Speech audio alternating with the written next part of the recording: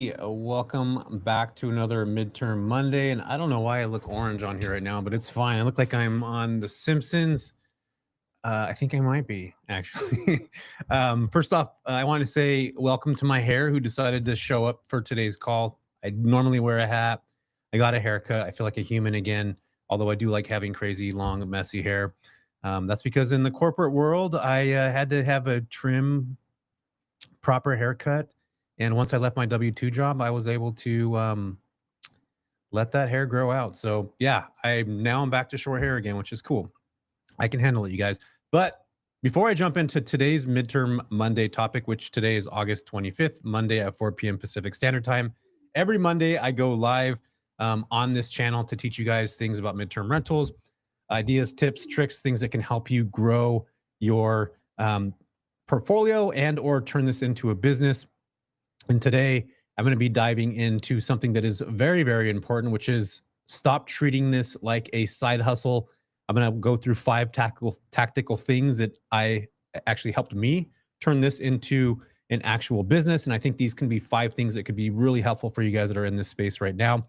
But before I decide to go into that topic, on August 27th, which is like 2 days from today, Wednesday, the 27th, I'm going live at 1 p.m. Pacific Standard Time. And I'm going to be teaching you how to find, how to pitch, how to position, how to partner with folks in the midterm rental space. And I'm going to teach you the exact framework that I've been doing. It's going to cost 29 bucks. We have like 100 people that signed up for it already. I'm going to leave a link here. If you guys want to join this, please do so. And it's pre-recorded, or not pre-recorded, but it'll be live, but you guys can watch the recording if you decide to buy it later. Check that out. So, okay, I'm going to go ahead and dive into the topic for today, which I had mentioned to you guys about already. I find it to be extremely important to dive into this topic. It's something I've been thinking about for a while. And I was actually thinking about turning this into a YouTube video, and I didn't. I'm sitting here with you guys today live talking into this. And most of you right now are watching this and you're treating your business like a side hustle. You're dabbling, you've got maybe a unit or two, you're checking Airbnb messages at night. And sure, you can make some money actually doing that. But to be blunt, if you're treating this like a hobby, you're going to get hobby results. This is something that I see happen all the time. And the people that I see winning in the space, the operators who I see actually building freedom and cash flow, they're treating this like an actual business. And the play is totally different. And today I'm going to show you the five key shifts that you're going to need to make to stop treating this like a side hustle and start running this like an actual business. So again, as I mentioned before, Wednesday, I'm going to be walking you guys through that. I'm going to leave a link for this. It's going to be in the show notes or in the chat box. Go check it out. But I'm going to talk to you guys about real quick my personal story that allowed me to kind of see this. When I first started off with midterm rentals in 2015, I had a W-2 job like many of you guys. I thought, a couple extra hundred, a couple hundred, not a couple 100,000 a month. That'd be awesome. A couple $1,000s a month would be nice. But once I realized there was actually demand from hospitals, and this is like, that's how I got my foot in the door, you guys, is I worked in a hospital. I worked in healthcare. And many of you heard the story. I met a travel nurse and she told me she was staying in a crappy hotel. I went and talked to the HR department. And I realized very quickly that there is a massive amount of opportunity for people, especially back in 2015 in Central California. There was not enough housing for clinicians. And at that point, there was just so many clinicians that were coming into the market because we did not have enough demand. We didn't have enough clinicians to meet the demand of how many patients are in the Central Valley. And it's always been this issue here. There's not enough clinicians to meet the demand of the patients. So they were shipping in. They were sending all these travel nurses to Central California. And as I was going to multiple different hospitals, because I covered San Francisco, I was in sales, you guys, working for a home health and hospice agency, and I was in management. So I had to go to all these different, Los Angeles, San Francisco, Oakland, everywhere in between in California, San Diego. I would go to these new branches and I'd go into hospitals with the reps and I would meet travel nurses that were going all over the place. And they all had one thing in common. They were having problems with finding quality housing. And back then nurses weren't as stringent as they are now about pricing. Cause I think there just wasn't enough there wasn't enough people that actually had homes that they could rent. And now it's a different story, right? We see that with a lot of clinicians now where the prices are being driven to the bottom. Nurses want to get in cheap. They want a cheap place. They want to save as much per diem as they can. But when I started running my midterm rentals like a business, that's when everything changed. When I was able to like leave my W-2 job, scale my units, and eventually build AirVenture Academy. I was building already AirVenture Hosting Company, which is a hosting company where I manage other people's properties. And I eventually came into the spot where I'm in now, where I'm helping other people do the exact same thing, where the exact same framework that I did of, getting these companies, having them sign leases, getting multiple different people to stay at the property. That's where I started to see that I am no longer treating this like a side hustle. I'm treating this now like a business. And this is where most people get stuck. And side hustles are cool. Like I want to make sure that you guys understand this. I'm not knocking side hustles at all. In fact, I think side hustles are really important to build. In fact, it gives you a lot of times that understanding that this is going to work. But I always look at side hustles as like the means to create a business out of it. And I think that's the goal for everybody, right? Is to actually build something and getting something where you're actually creating a business that you could sell in the future, which I never even thought about stuff like that, you guys, until I started getting deeper into business. And I didn't have, business acumen at all. I didn't understand what business was, although I was in healthcare and, I was in the management side. I just didn't know what it was, but I got to see firsthand what the issue with the problems with these clinicians were having. And it boiled into multiple different, different companies after that, different agencies. And I saw that there's a multiple different needs with multiple different companies. I'm talking about healthcare now because that's how I got my foot in the door, but there's corporate connections all over the place. So we're going to be diving into how I started to change my mindset about these things and a couple of the shifts that allowed me to see that. So when I went from the hobby mindset to like, oh my gosh, I got to leave this job that I hate, that I'm making really good money. And at the time I was making about 200,000 in 2020 when I left my W-2 job, which is amazing salary. That's amazing. Like crazy, 200K. I thought I was like, I can't do any better than this. But I had success without fulfillment. And that to me is like golden handcuffs. And many of you watching this, listening to this right now, may be at a job that you are getting paid an exceptional salary that you otherwise would have never thought you would have ever had. And you're just not happy where you are. You're not fulfilled in the way that, um, doing these jobs and these salaries, like it sounds nice, but the fulfillment part of it is just not there. And I had that. I had the cash side. I had golden handcuffs where I felt like I couldn't leave and I would never be able to make that amount of money somewhere else. But then I started to build my first property in 2015 that went into two and then went into four. And then when I left in 2020, I had 8 properties already lined up that I started accumulating over the years. And I told myself I was just going to buy 2 properties a year, starting from 2015 and on.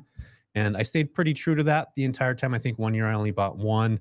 But I had a goal. Like I had a goal of what I was going to purchase, how I was going to purchase them, all those kinds of things. So I'm going to dive into the first of the 5 shifts that I started to go into. Okay.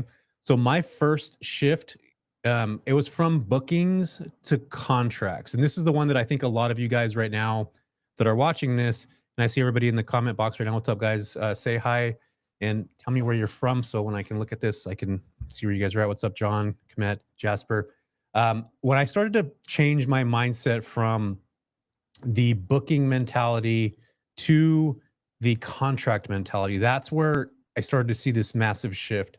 And what happened is when I met with a woman at the hospital and she told me that their recruiter was working for AMN Healthcare, and I reached out to him. His name was Michael.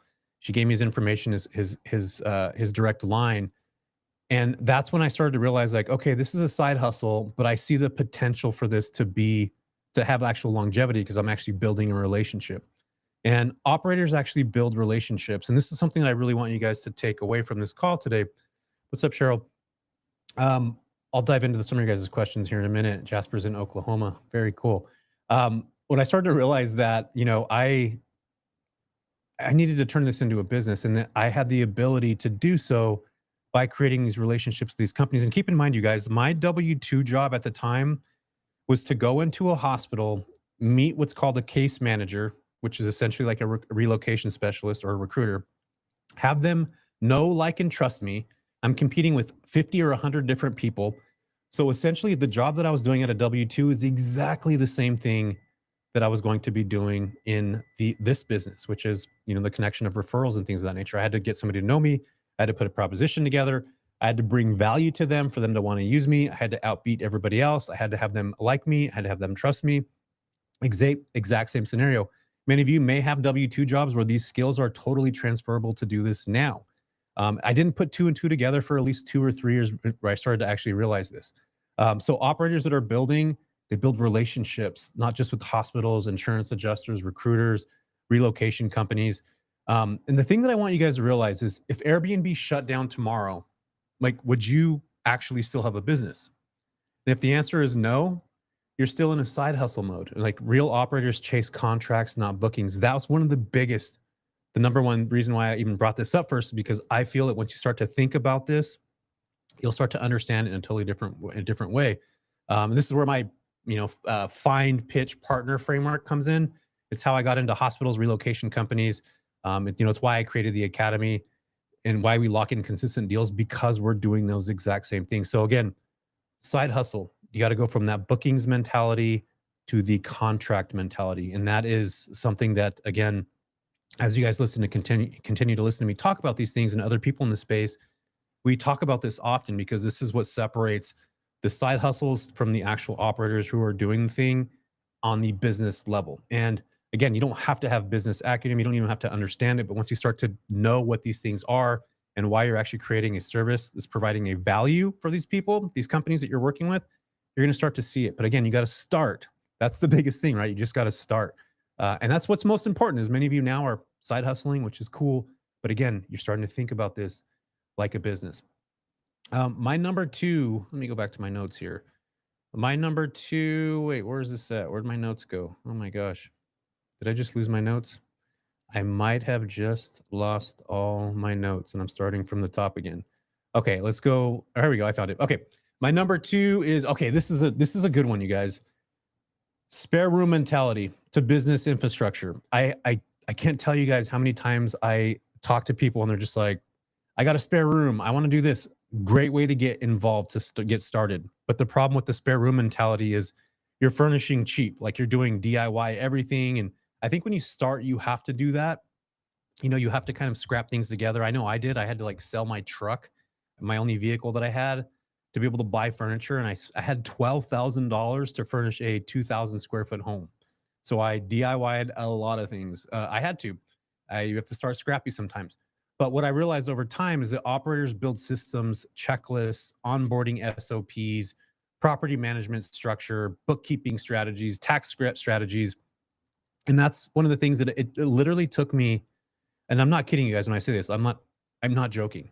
It took me probably 4 years to start to realize where like putting these SOPs, these onboarding procedures, like it took me that long to put these together because I was still in that mentality of, side hustle.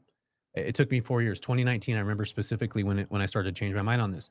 And the reason why I changed my mind is because if I didn't know where my monthly cash flow was going to come, I wasn't tracking my expenses. And if you don't onboard, like have an onboarding process for your guests to turn your units, like you're just hustling, you're not operating. And infrastructure is what allows you to scale from 1 unit to 10, from 10 to 100. It took me 4 years to get out of that. That's why I'm talking to you guys about this today, because again, this is what separates the mentality from a side hustle to somebody who's actually creating a business. The quicker you can start to think about those things, and I'll have another call another day. I think I have one. I think I have this call scheduled in next month where I'm going to talk about those things in general. But if you go to MTR, dang it, we just put a little list of this together. I forget what the website is. I'll put it here, but we just put together a list of mtrresources.com. I think that's what it is. There's a ton of resources where you guys can just download like all the things that you need, like check in, check out instructions, stuff like that. I had none of those things at all. So I compiled them for you guys. mtrresources.com. Go check that out. It's free. So again, you want to change that spare room mentality to more of a business and the infrastructure that's a lot and that's connected to it. That's what's going to allow you to scale. My number three, this was really, really important, you guys. This is where side hustlers post stuff on free Facebook groups, nursing websites. They're posting all this stuff and they're hoping, and they're posting on all kinds of stuff. Operators identify the exact demand sources like traveling nurses, insurance placement companies, fire, flood, relocation, corporate housing, construction crews. You're not guessing anymore. And I think that this is something that I talk about all the time where if you don't keep your ear to the ground in your market, you're not going to get a good understanding of how to actually scale your, because you have no idea who's coming to your market. And how I actually started to learn about my market is I started talking to the people that were actually coming to the market. And you're probably asking yourself, well, where the hell do I find them? You guys all have Furnish Finder, I'm assuming. You use that platform. There's leads that come on there, and you can unmatched leads will show you, or you can ask. You got to pick up the phone like a business owner and ask the people that are on there, like, hey, I see that you're coming to this market. Have you found housing yet? Can you tell me a little bit about your stay? What company do you work with? Oh, you're working on a job site. Where is that at? Do you have an address? I want to help you find housing. Like, so you're actually able to extract information and data from these people for free so that you can get a good understanding of who these folks are and how you can actually start to serve them. So you're starting to go from random to actually targeted demand. And this right here, you guys, is what separates the hobbyists from the legit operators, because legit operators, especially if they've been through a program before, they're like super identifying where these folks are coming from, what markets they're coming from, who's coming here, how long assignments are. In fact, I have some students that could tell me when their hospitals are going to be on strike this year, because these are like, you can find out about this ahead of time. How do they find out? Exactly what I just told you. They talk to the sources that are actually coming to this market, and then they actually understand. So I really want you guys to start to think about that. You're not guessing anymore. It's more in the knowing. And that is a really, really awesome place to be, because you know exactly who you're serving. You know exactly where your marketing is going to go. You know exactly what your pitch is going to be. You know your setup, and it all gets sharper as you continue to build on that. So, for me, I always talk to people where I've had a couple students of mine, that start to shift from their Airbnb mentality to more of an insurance housing, and they've doubled their rates. Literally, their properties on Airbnb were $4,000 a month. They started connecting with insurance temporary housing companies, and they were literally that for that exact same property, they were charging 8K because they super identified who they're actually going to be connecting with. They're identifying who that specific person is. They're building the relationships with them. And again, like I mentioned before, it's a business. So you're thinking about this like a business. John, you find that at mtrstrategy.com. It should be in the chat box if you guys can see that. I'm not sure if it's showing on there. That's where you can get all the resources and everything. Go download it. It's free. It doesn't cost anything. There's a ton of stuff on there, scripts and stuff for you guys to learn. So check that out. But again, you go from random to targeted demand. That's one of the most important pieces of the puzzle. And I think that, if you start to do that, you're going to start to notice that you're able to get more income than you would on an Airbnb account.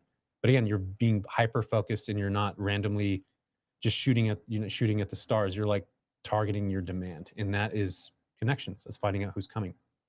My number 4, side hustle pricing to value-based pricing. This is totally different. A lot of people who are side hustlers, they compete on price. This is why, like, I don't care. I can go into San Francisco, Los Angeles, San Diego, New York, Chicago, all these markets that have a ton of midterm rental operators in there, and I don't care. I don't, because they're all competing on price. They're racing. They're actually, those folks that are listing on these platforms that are hobbyists are actually driving the prices down lower because they're competing on price. I'm not actually coming in with that issue. I'm coming in with a different mindset. And the operators who are, where they actually understand the value, the convenience, the location, the speed, solving urgent problems, those are different operators, totally different mindset. And again, I want you guys to get out of that side hustle mentality. So this is our goal. When someone's house just burned down, they're not looking for the cheapest Airbnb. Like, these operators are looking for a place for the night. They're looking at contracts. They're doing $5, $7, $10,000 a month. But you'll command those rates when you start to build those relationships with certain people. But if you are on Airbnb as a side hustler, I'm now competing with that $120 a night listing. So you guys see that there's a totally huge different shift in how I'm actually operating, because I'm coming in now with a different value set, right? Convenience, location, speed, how fast we can get things together. We're solving urgent problems. That's how you get paid higher rates. And you become a solutions provider and a problem solver, a solutionist for these companies. And that's the main goal, right? Where again, side hustles, it's not like that. You're not thinking about it like that.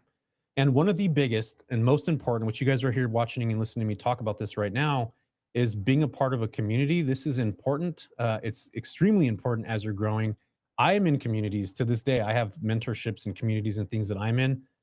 Side hustlers figure out things on their own. And many of you guys are doing this now. And you're going to get to a point where you're just like, you're going to have to start to scale and you have to look at other things. You have to look at networks. Operators connect. In our free Facebook group, there's people that are operating, they're connecting with networks, they're sharing referrals, they're investing in education, and they're learning from others who have scaled. And this by far is one of the this me joining mentorships is what where I went from, and I still have mentors now. I pay for business coaching. I'm part of a couple programs. And I did that because I think it's so important to get to steal somebody's 10,000 hours of where they've been. It's one of the greatest cheat codes on the planet when you can actually start to see what somebody else has done, how they've been able to build something, and how they're able to like actually scale in a way that I want to in a way. How am I going to learn that from somebody if I'm trying to figure it out on my own? Or maybe somebody's 2 steps ahead of me or 2 steps below me. This is why I love being in communities like this, you guys, because I wouldn't be here today if I didn't invest in a mentorship or a community. I wouldn't have been able to put the summit together. I wouldn't have been able to do these midterm Mondays. So, and I do these kind of things too, so that you guys don't have to figure it out alone. Like, I feel like this is what's so cool about the space that we're in is that it's very much a communal market. It's very much a community based situation where a lot of like short term rental operators, they're very scarcity where it's like, pick me. I got the best looking place. I put 20 pickleball courts in here. I want you to rent my place. Where the midterm rental space is like, I can have a lead in one spot. Maybe it might be in Jim's market or Cheryl's market. And I can send them a note or I can post in the Facebook group and say, hey, I need your guys' help. I need somebody in whatever market you're in Oklahoma. And that's where now we're having this reciprocity, being able to share information, share leads. And the next thing that I know is that I'm getting my place booked with Jim or his place booked, and I have the referral of the company that I'm working with, and I'm taking care of them, right? Jim's supplying the property. I'm supplying the value for the company that I'm talking to, and the recruiter, the agency, and Jim, who I'm sending the referral to, he's getting his place booked. And guess what Jim's going to do? Jim's going to be like, dude, I would love to give you a referral fee. If it's a $10,000 booking, I would ask Jim, hey, do you have like my referral fee is 10%. Are you open to that? I'll send him a referral sheet saying that that's what our agreement is, because you guys always need to have agreements with people when you're actually connecting with referrals and stuff like that. Jim's going to say, yes, I'm now taking care of, the family or the construction crew or the nurses, the company's working with. Jim's getting paid because he's got his place booked, and I'm owning that relationship. And imagine having 10 different companies that you work with that they're going to 10 different places, and all you need to do is supply them the housing, like a corporate housing company, and you're just supplying the housing, and all of us get to win because we're sharing those referrals with each other. That's a freaking crazy place to like. That's such an amazing thing, and I watch it happen all the time. So again, that isolation mentality of like I could do everything on my own, it is absolutely not possible in real estate. It's absolutely not possible in midterm rentals. It's not possible in corporate housing. You need to have somebody else's something to be able to build. And that was one of the biggest kind of shifts that I had over the years, was really thinking about myself in a lot of ways. I was thinking about, how do I make more money? How do I create this? How do I do this? How can I do this myself? How can I? It was me, me, me, me, me, me. But in reality, it's like it took me again. I'm talking about my downfalls. It took me probably 4 years to start to realize that, especially in 2020, like, oh my gosh, I need to be connected to other people. I need to have resources because I don't have enough properties. And I tried to co-host to have enough properties, and I saw the demand everywhere, but I didn't have them all linked up together in a way that I can actually start to have it make sense. And this is where I believe the power of what we do, and having that, mentality of going from, just a hustler mentality, which is the side hustle mentality, to more of an operator owner mentality, is you're not just thinking about yourself, you're thinking about the collective, which is our community, which is the company that's coming through. And yes, I might not make the $4,000 or $5,000 from one door, but I'm passing it over to Jim and I'm passing it over to John, and they're going to give me a referral fee, and they're getting higher rates because of what we talked about earlier, right? Where I'm able to be quick, I'm able to position myself in a certain way, I'm able to create opportunities for people. I'm looking at this as, more of an adjustment of being able to do things quick on the fly. And I think a lot of times when people are building something like this, they don't actually think like that. And as you start to operate and as you start to scale, you'll start to realize that you need to have other people, and you need to be able to identify who those people are. And a lot of times you're going to need houses, you're going to need doors. Like, the reality is you're going to need doors. And you can't do that without other people that actually have the doors. I see John right now, he just put, a beautiful condo in downtown Hollywood, Florida. So John, if I talk to a company today, and let's just say it's XYZ construction company, and they're in San Francisco, and they're going to be going to, they need housing for 5 people in Hollywood, Florida. My goal is to build a relationship with that small company and be their housing solutions provider for every single market that they go into from now on. That relationship is going to be, it's going to have years. Like, I remember when I talked about Michael from AMN Healthcare, the very beginning of this call. I met him in 2015. I still talk to that dude today, a decade later.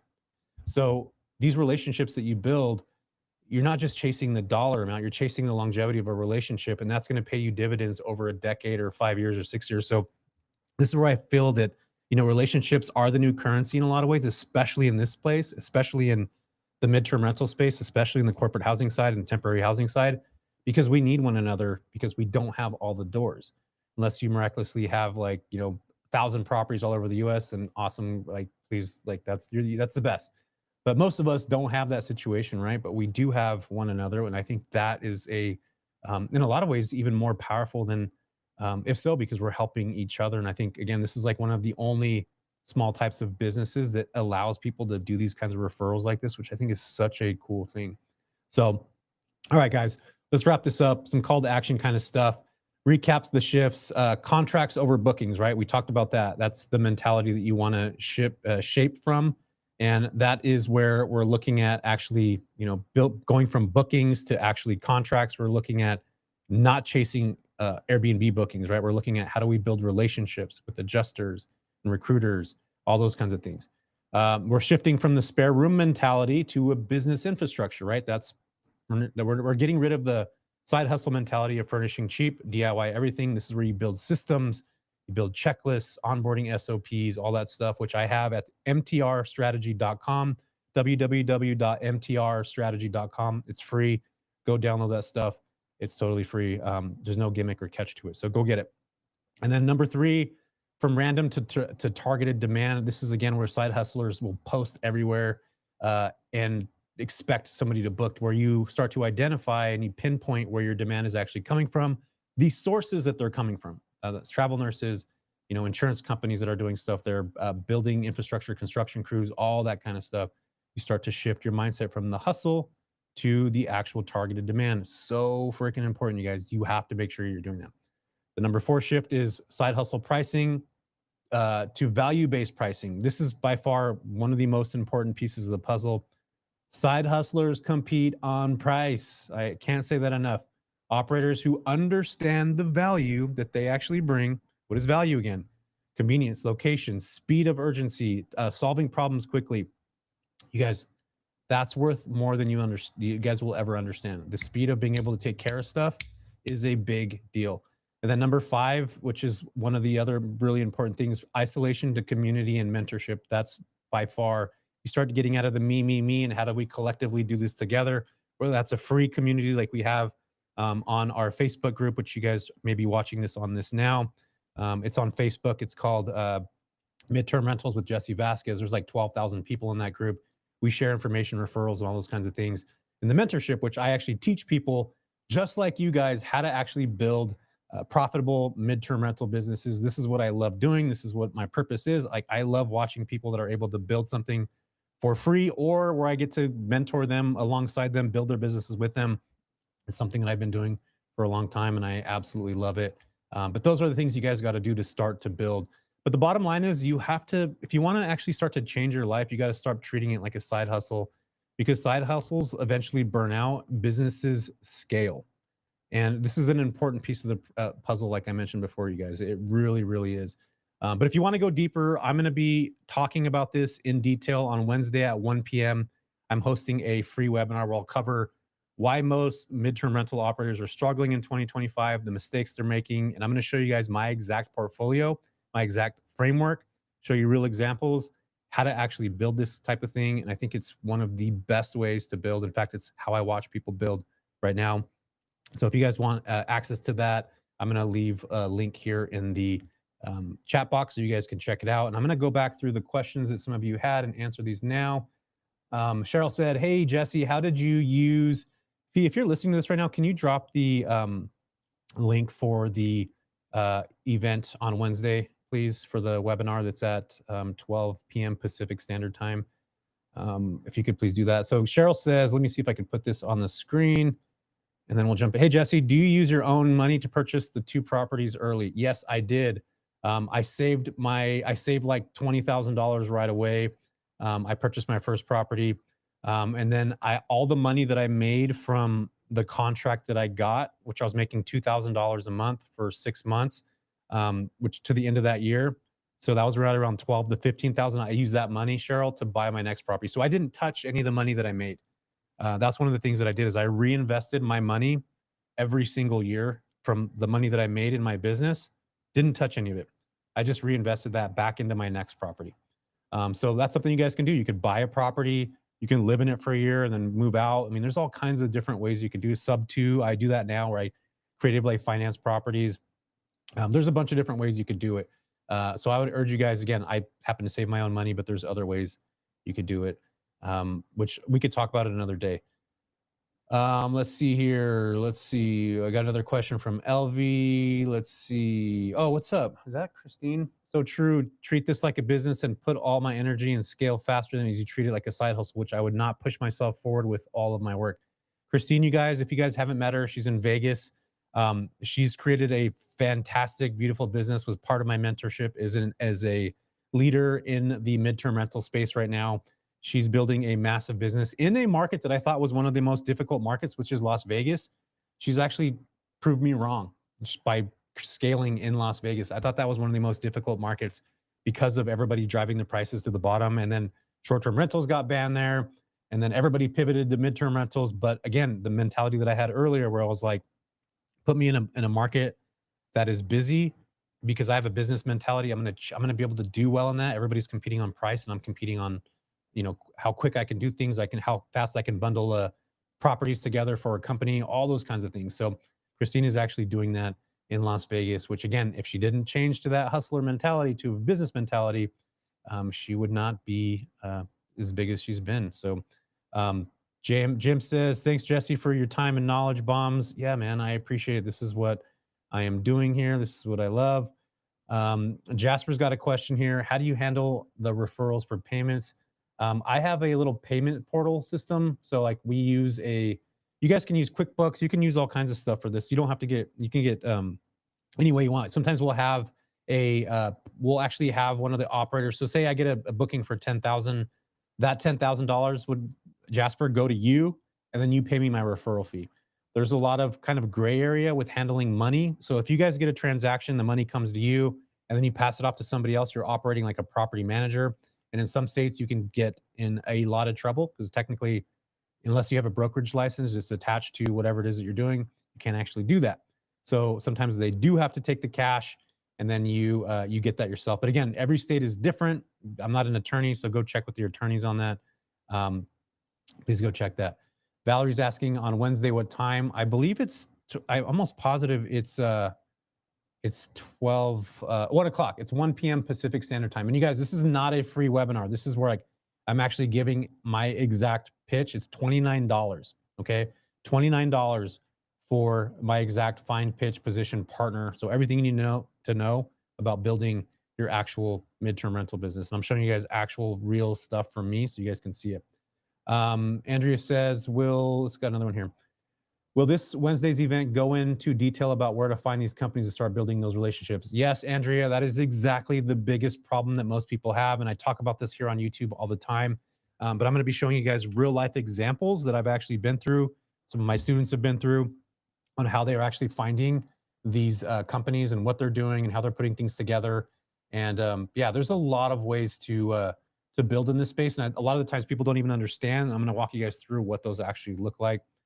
John says, I have found that Furnish Finders lowball owners. I'm not sure about that, John. Maybe, I don't know. But I think it's different. Every market's different. So you just got to have multiple different places that you're advertising, right? You want to be on Airbnb. You want to be on Furnish Finder. You want to be on chbo.com. You want to be on Zillow. You want to be on VRBO. You want to be on all these places. The more eyes, the better, right? So it's really, really important. And then John also says, been doing this for about 22 years with MTR the last 2 years. Awesome, man. John, yeah, that's amazing. Congratulations. I think just starting midterm rentals, which many of you here now are like, it's a side hustle to you.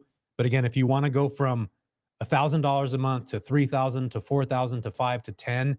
You have to go from that mentality of, that side hustle to business owner. Not everybody's built for that, you guys. Not everybody's built for running a business. But if that is you and you're like, yes, I want to run a business. Yes, I want to create something in this. Yes, I want to leave my W-2 job, then it's for you. But again, you have to learn how to do these things. It's a skill that needs to be acquired, just like with everything.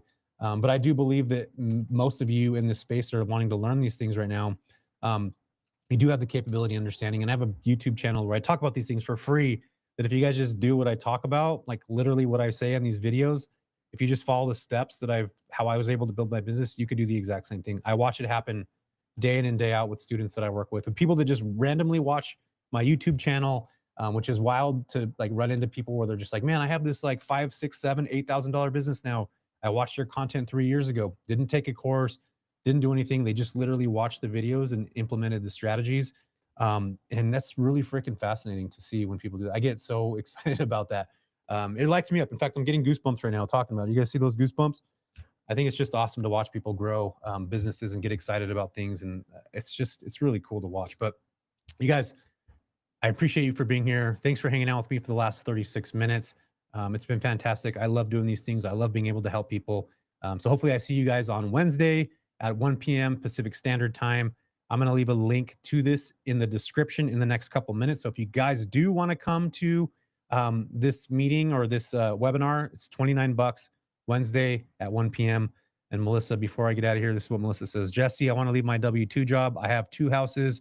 I don't know what to do as of yet. Oh my gosh, Melissa, what are we doing? We got to get you into midterm rentals. You got to be thinking about this like a business. You're going to have to do both. You're going to have to do this side hustle, which will eventually become a full hustle because you're going to think about this like a business. You're going to have to give yourself some runway. I operated my business and my W-2 job for 5 years. And then I had a really demanding W-2 job. I did both. But again, this is where you get to steal people's hours, 10,000 hours of how they did it faster. And you could do that in a lot shorter of time if you wanted to. I've had students that have done it literally in a year, literally in 6 months, literally in 3 months. But it takes a lot of time, a lot of energy, and of course, dedication to do that. And I do believe everybody has the potential to do that if they want to, right? It's the goal. So I appreciate you guys for being here. You guys are so awesome. We'll see you guys next week on Monday, or actually on Wednesday if you guys show up for this. I think you'll get a lot of value from it. Okay. I appreciate you guys. Happy Monday. Stay safe out there, and we'll see you guys on Wednesday at 1 p.m. Pacific Standard Time. Check the description in this here in a few minutes. I'm putting that link up there, and we'll see you guys on Wednesday, 1 p.m. Pacific. See ya.